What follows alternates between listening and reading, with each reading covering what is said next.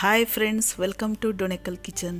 ఎప్పుడు చింతపండు లేదా నిమ్మకాయతో పులిహోర చేసుకుంటూ ఉంటాము. అలా కాకుండా నేను ఇక్కడ టమాటో పులిహోర చేసి చూపించబోతున్నాను.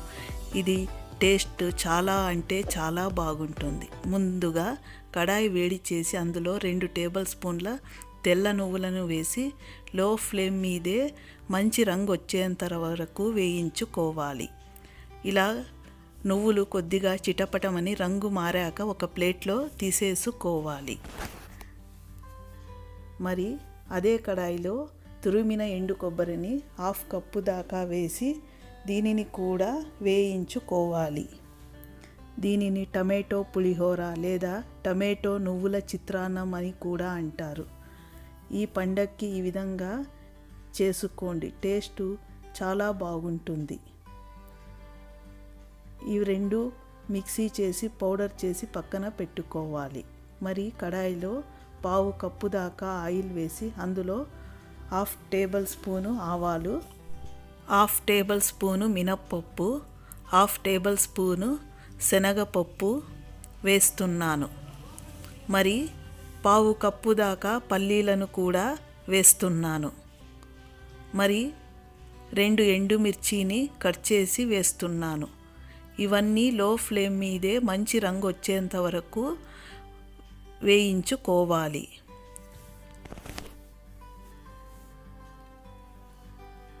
మీరు కూడా ఈ రెసిపీని తప్పకుండా ట్రై చేయండి.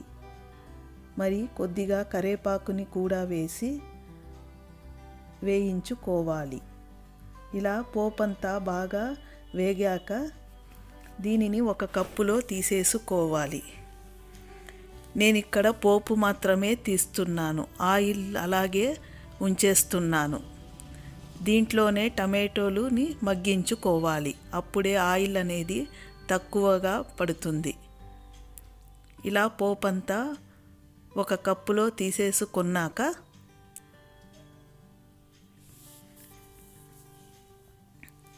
1 టీ స్పూన్ ఇంగువని వేస్తున్నాను. ఇంగువ వేశాక కట్ చేసిన టమాటోలని 1/2 కప్పు దాకా వేసుకోవాలి.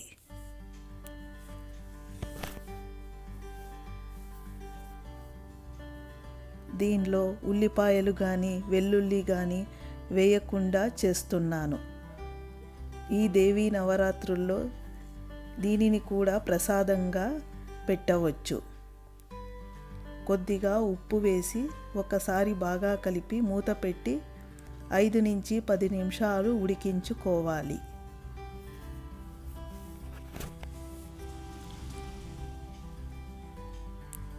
దీనిని ఒకసారి చేసి పెట్టుకుంటే మాకు ఎప్పుడు కావాలంటే అప్పుడు రైస్ ఉంటే కలుపుకోవచ్చు. టిఫిన్ బాక్స్లో అయినా లంచ్ బాక్స్లో అయినా తొందరగా ప్రిపేర్ చేసుకోవచ్చు. చూసారు కదా, వాటర్ వేయకుండానే వాటర్ అంతా వచ్చేసింది. ఈ వాటర్ అంతా ఇంకేంత వరకు ఉడికించుకోవాలి.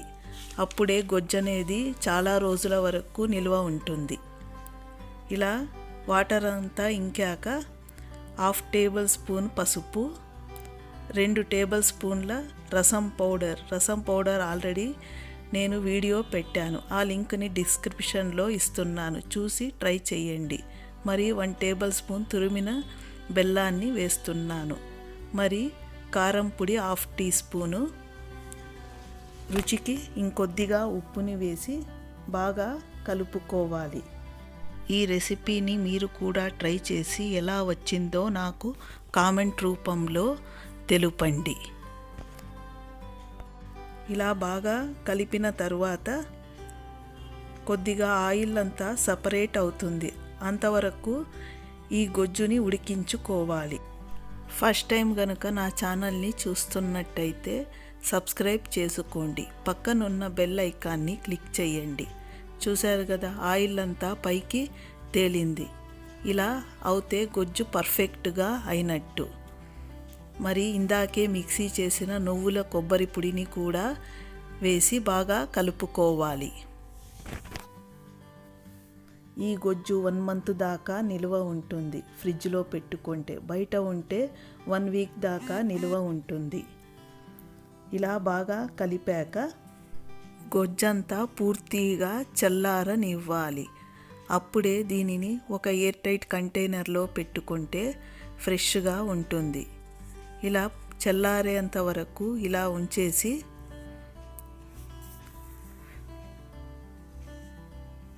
మరి దీనికి ఇందాకే తీసిన పోపంతా వేసి బాగా కలుపుకోవాలి.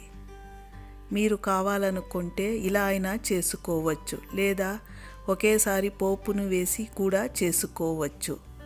ఇలా లాస్ట్లో పోపు వేయడం వల్ల మినప్పప్పు, పల్లీలు మెత్తబడకుండా ఉంటుంది.